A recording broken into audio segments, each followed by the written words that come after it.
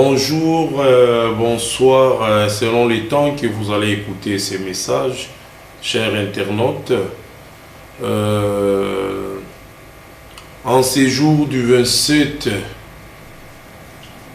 10 2011, proche de notre élection présidentielle étant un Congolais et un patriote du sang, conscient de notre patrimoine et de tout ce que nous avons comme intérêt national, je me suis décidé aujourd'hui de lancer aussi ce petit message afin que partout là où se trouvent les Congolais et les Congolaises, qu'ils prennent un peu conscience du danger qui guette notre pays par rapport à ce que je vais parler aujourd'hui.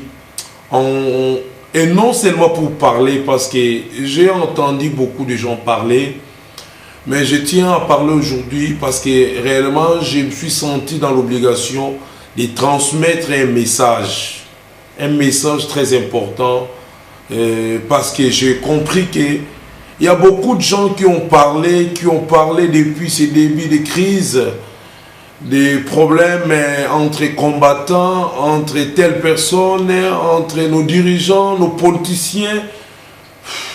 Je ne dis pas qu'il n'y a pas eu de messages, mais il y a beaucoup de gens qui ont parlé sans rien dire.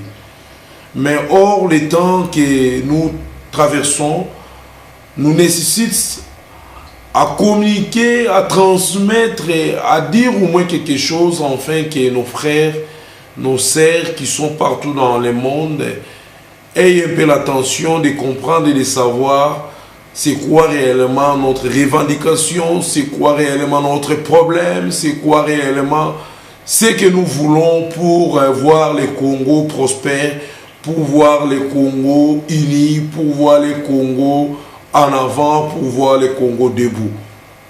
Donc pour commencer, je mérite quand même me présenter. Je suis le frère Alain Mambembe, je suis le prédicateur de l'évangile sans titre. Si je dis sans titre, parce que je ne vais pas me prénommer, je ne vais pas me donner des titres que... Bon, ne créons pas de polémiques. Qu'est-ce que je vais parler réellement, concrètement? Bon, je vais un peu retourner de parler à Lingala, comme ça, ainsi que nos frères qui sont un peu partout, ils seront aussi au courant de savoir réellement ce que je voulais communiquer comme message. Comme je dis, il ne faut pas parler beaucoup sans rien dire.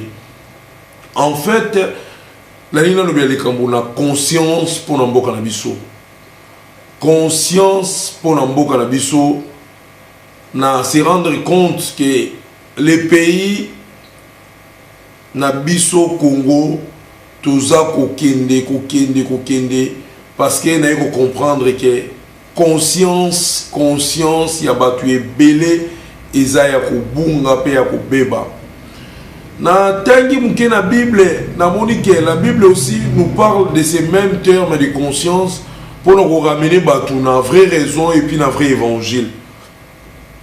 Na meki kotala par rapport ya ba gisement ya bisope ya bamboka na biso, ya ba autorité, ya population, ya opposition, il y a des musiciens, il y a des pasteurs, il y a des enseignants, il y a des médecins, il y a tout censé éduquer masse, à comprendre que c'est la seule chose qui ne permet pas que le Congo et que les Liboso aient le côté Bungisi et sa conscience.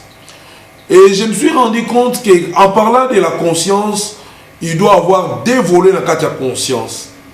Et la première volet, il y a bonne conscience et l'autre, il y a mauvaise conscience.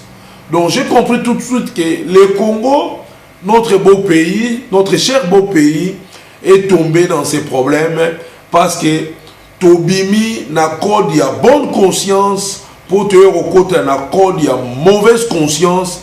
Et il nous faut maintenant que les gens qui sont dans de bonnes consciences ba réveiller bato bazana kati ya mauvaise conscience pour babima na état ya danger oyoyo ba continue yango pour bango pe ba komi ko entraîner mboka comme quoi entraîner les institutions, comme quoi entraîner tous ceux qui détiennent ou qui les basent le pouvoir na yango comme na niveau il y a mauvaise conscience.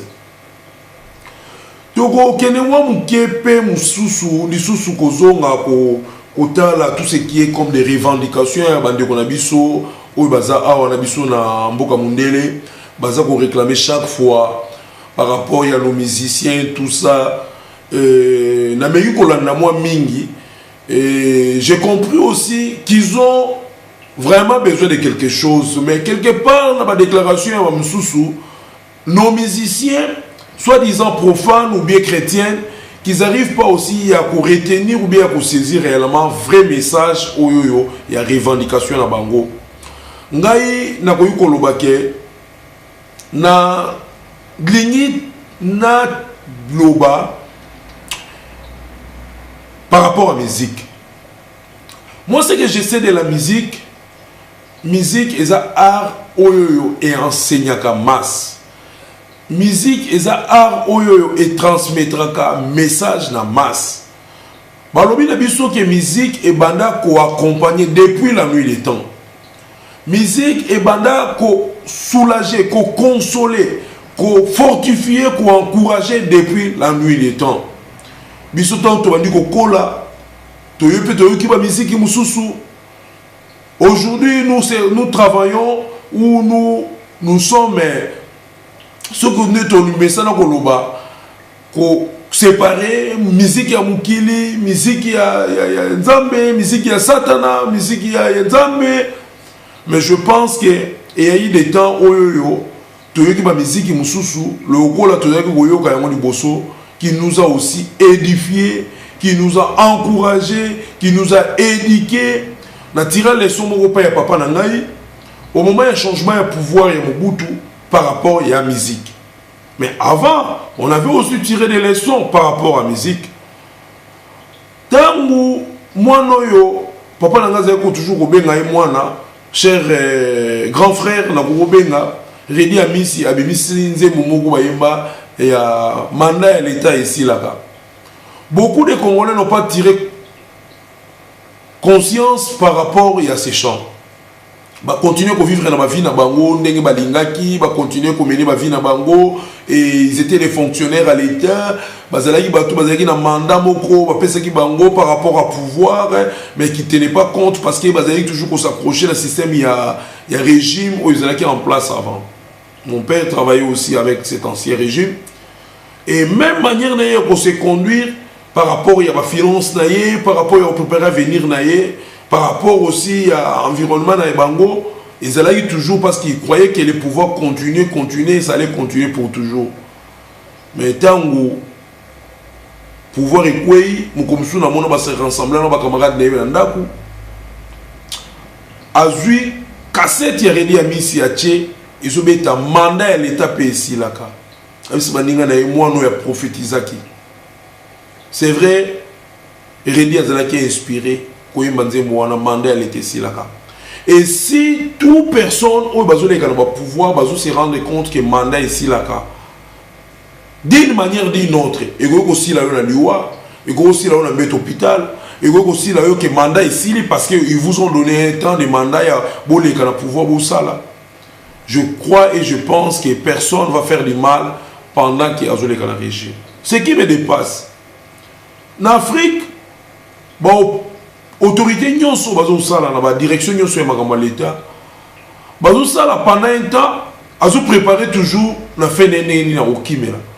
Mais pendant a rotika la nasuka, ko vanda quand même la moins stabilité na kati ya mboka na ye. C'est triste et malheureux. Je fais presque 20 ou 19 pays en Afrique ou 15. Mais vraiment, pour le Congo, je suis vraiment touché. Tout ça. Mais vraiment, tout ce qu'on vendit, on se rend compte que Mboka na Wezayo. Nous avons eu pourquoi à cela que tout le monde Congolais. Et ça par hasard. Comment voulez-vous te condiment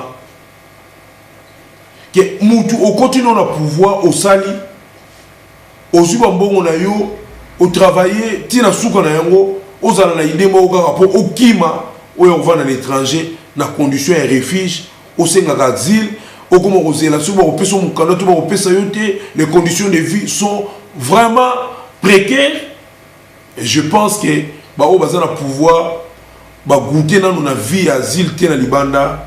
Boussala attention pour que benga bandeko na bino bakima babima déjà ba me expliquer bino ba conditions bino bazo traverser les généraux qui étaient respectés ici à l'étranger qui sont malmenés ba comme le roi ba tout pamba okuta na wana métro na ba tram bazo tambola na makolo baza sous na valeur mogote na mboka mundele oyoyo toya bino ba oboza na pouvoir bozo conscience et lokoyo pour le peu comme la binoté bokima te boluka Bobongi sa relation na peuple. Mana elle était si là. Na ngana lo ba pona nzembo wana manda l'état. Donc pour dire que la musique est zakaraté pour nous détruire. Musique est pour contribuer à l'avancement de la société, pour éduquer masse, pour aimer quelque chose de meilleur dans l'environnement et dans l'environnement. Tout un message, tout ça qu'on transmettre dans le peuple. Mais le message, seul moyen où il faut faire véhiculer le message on a plus facilement, et ça bino, les musiciens, les bino, les serviteurs de Dieu, les pasteurs, des gens qui détiennent le pouvoir. Bible lobi na mikolo ya suka, ba nation ba koya pa ina bino, ba retourne na bino ba enseignez-nous les voies de vos dieux, de votre Dieu. Pourquoi? Parce que bino na kati na bino vous en la vérité. La Bible nous le dit. Vous êtes la lumière du monde, les sels de la terre. Bon so yu mwinda ezer okufa, bino ndo vous la lumière. Si ko bato il faut ba mona ba mona ya nani. Bon te mo ki mo meta mo na molili. Kaso mo ki mo meta mo na molili esili. Ba médecin serment na bino bo prétaka. Pour vous répondre dans mot. Mais j'ai des témoignages que par rapport à ma propre famille, dans l'hôpital, mon frère est mort dans mes bras. Pourquoi? Parce que même les médecins, mais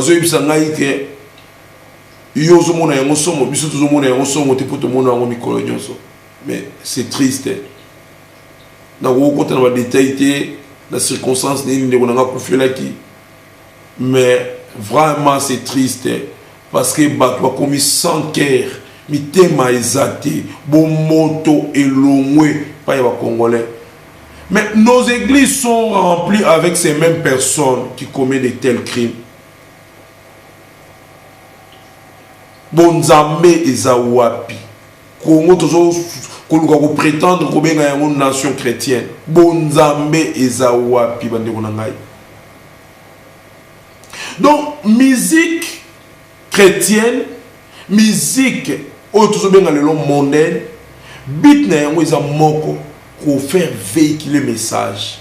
Les chrétiens bazana musala pour faire véhiculer le message. Le message vrai du christianisme eza lelo koboya masumu ko ya pa ina nzambe et puis église est préparée raconte na Seigneur. Ça c'est le message de l'église. Église c'est la fin du monde té. Église c'est la raconte na Seigneur. Et le message oyoyo ba musicien na biso tout ça na yango bazana yango ko transmettre na société eza les codes de bonne conduite ya société. Musicien musala na weza o dénoncer esika oyo mabe ezalaki injustice ezalaki esika oyo musala efalaki sala mezo sala mate esika oyo loko efalaki esala mais sala mate musicien musala na yango wana. Musicien musala na yeza offert veiller conscience ya peuple tant peuple conscience comme ko sombré et comme ko kufa mais ezaka moi si te foyemba c'est pas parce que yo yembi moi si kitoko ndebi si so moni que moi c'est kitoko so moi c'est kitoko ça kitoko to changer bande ko na ngai ko ngweza mboka na yo ko ngweza mboka na ngai na mboka mundele to yawa to moni ba réalité ebele mboka mundele